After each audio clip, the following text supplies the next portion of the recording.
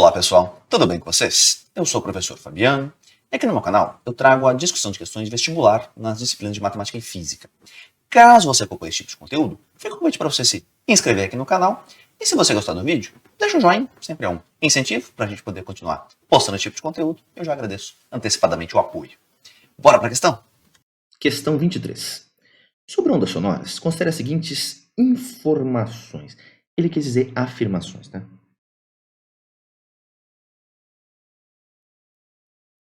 Pronto. Finge que é isso que está escrito ali, tudo certo.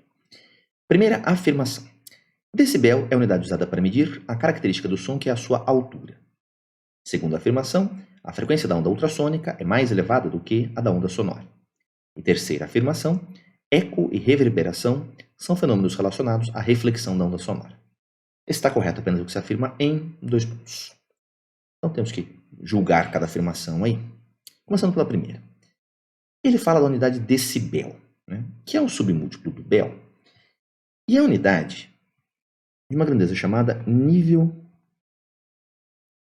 de intensidade sonora.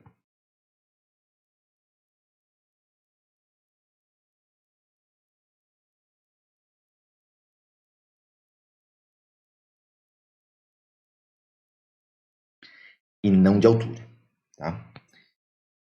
No caso, o cálculo explícito do nível da intensidade sonora, para quem quiser relembrar, é uma escala logarítmica, né? No caso, se for em decibel, vem com 10 aqui na frente, inclusive, aí você multiplica por 10 o logaritmo. Na base 10, tá? Posso não indicar a base ali, portanto. Logaritmo de I sobre I0.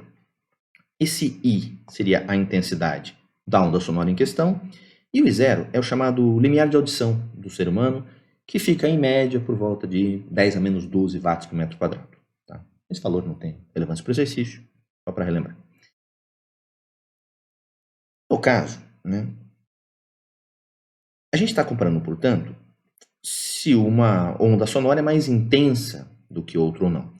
O que está ligado à potência da fonte que está emitindo essas ondas. Então, quando a gente aumenta o volume, por exemplo, né, do rádio, do som que a gente está escutando ali, a gente fala, né, de modo meio coloquial, o som ficou mais alto ou mais baixo. Na verdade, isso não é o sentido, né, que a física, que a música empregam a palavra altura, tá bom? Quando a gente fala isso, né, eu deixei o som mais alto, mais baixo, aí eu estou querendo dizer que eu deixei o som mais intenso, né, mais forte, ou menos intenso, mais fraco. Porque a altura mesmo, a maneira como a física, como a música emprega essa palavra, a altura é a característica do som que vai diferenciar, que permite ao ser humano diferenciar os sons graves, que é o que a gente chama, né, dos sons mais baixos nessa escala de altura, diferenciando isso dos agudos, né, que são os sons mais altos. E a altura vai estar intimamente ligada à frequência do som.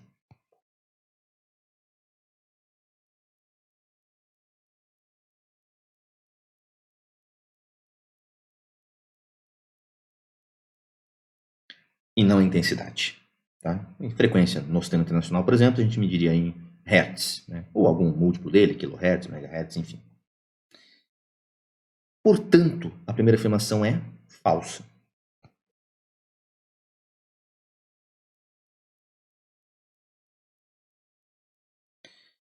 Vamos agora para a segunda afirmação. Lendo ela de novo, né? A frequência da onda ultrassônica é mais elevada do que a da onda sonora. Então, a respeito de frequência de ondas sonoras, a gente tem uma faixa, que é a faixa audível, né, para o ser humano. Isso varia um pouco de uma pessoa para outra e tal, tá? Mas aproximadamente valores ali entre 20 Hz e 20 mil Hz, né? Então 20 Hz e 20 kHz. Isso daqui é o que a gente chama de som propriamente dito. É a faixa audível de frequências.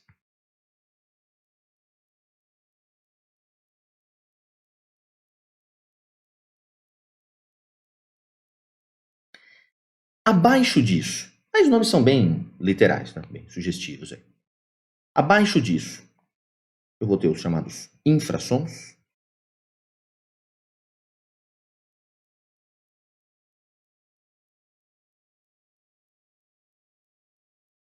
E nas frequências acima, né, da faixa audível tem os ultrassons.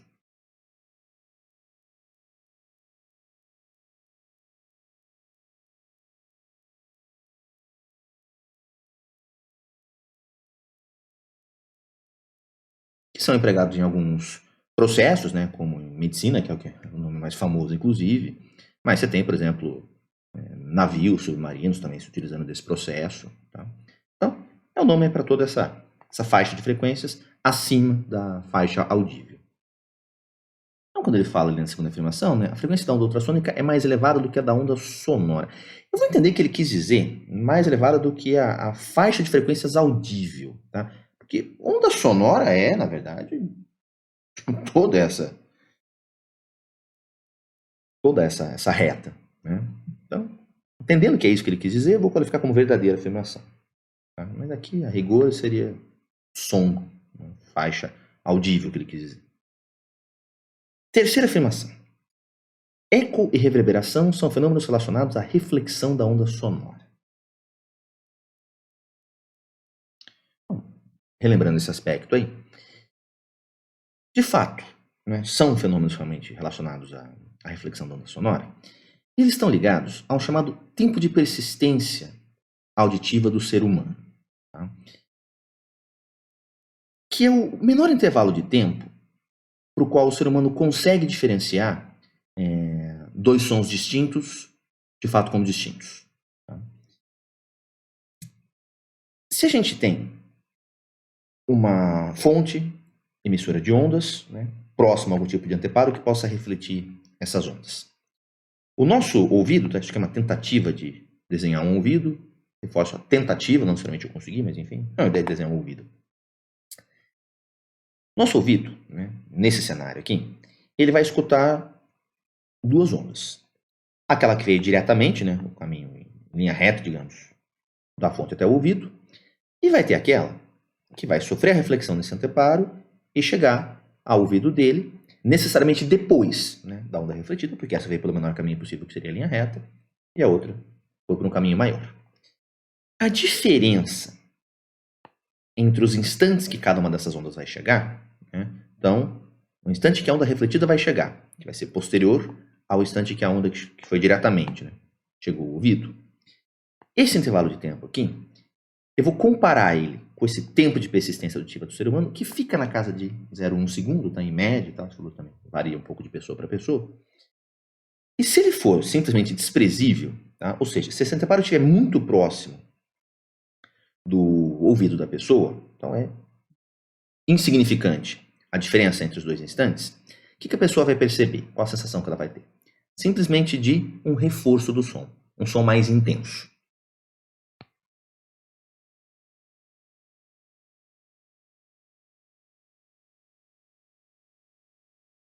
Se esse intervalo de tempo, né, essa diferença entre os dois instantes aqui, for ainda menor do que o tempo de persistência auditiva do ser humano, mas não desprezível. Tá? Então, se ele for ali um 0,08, por exemplo. Tá próximo, né, mas ainda ficou abaixo. Nesse caso, você não vai ter a sensação de um som mais intenso, reforçado, mas sim de um som mais prolongado. Né? Parece que o som ficou, né? Resolveu ficar um pouquinho mais do que seria uma situação padrão, né? Se não tivesse nenhuma reflexão envolvida ali. Essa é chamada reverberação.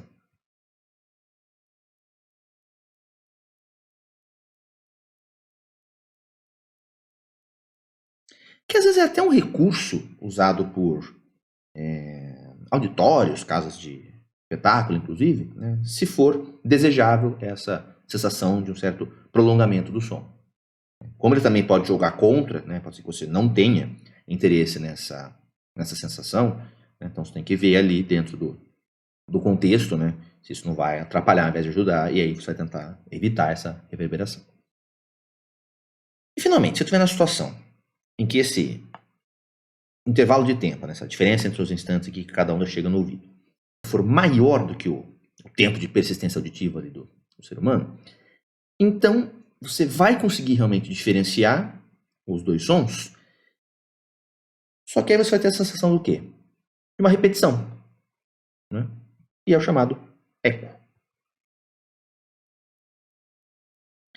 Vai acontecer, tipicamente, quando o anteparo estiver situado a alguma coisa um pouco maior do que uns 17 metros aproximadamente. Tá? É até uma questão meio clássica, né? Lá no comecinho do estudo da ondulatória, você calcular a menor distância, né, que a pessoa poderia estar de um anteparo para conseguir distinguir os dois sons, né, que é o fenômeno do eco, e aí geralmente se adota ali esse intervalo de 0 ao segundo, né, como sendo o tempo de persistência auditiva do ser humano. Então, realmente, tanto reverberação quanto eco são fenômenos relacionados à reflexão. No caso aqui eu dei uma explicação bem mais elaborada do que precisaria para julgar a afirmação, né? Simplesmente você vai ali e fala, beleza, é verdade. Se você lembrasse rudimentos, né? Só de lembrar que estava na gaveta do cérebro ali, que falava de reflexão de ondas sonoras. Né? As palavras eco e reverberação, acabou, se marcava como verdadeiro. Mas só para não ficar uma explicação muito vaga, tá? Então detalhei um pouquinho mais aí do que seria necessário. Então, entendendo aqui que na segunda afirmação, né, ele quis falar a frequência da onda ultrassônica mais elevada do que da onda na escala, na faixa de frequências audíveis ali. Então, 2 e 3 são verdadeiras. Estamos marcando, portanto, a alternativa I.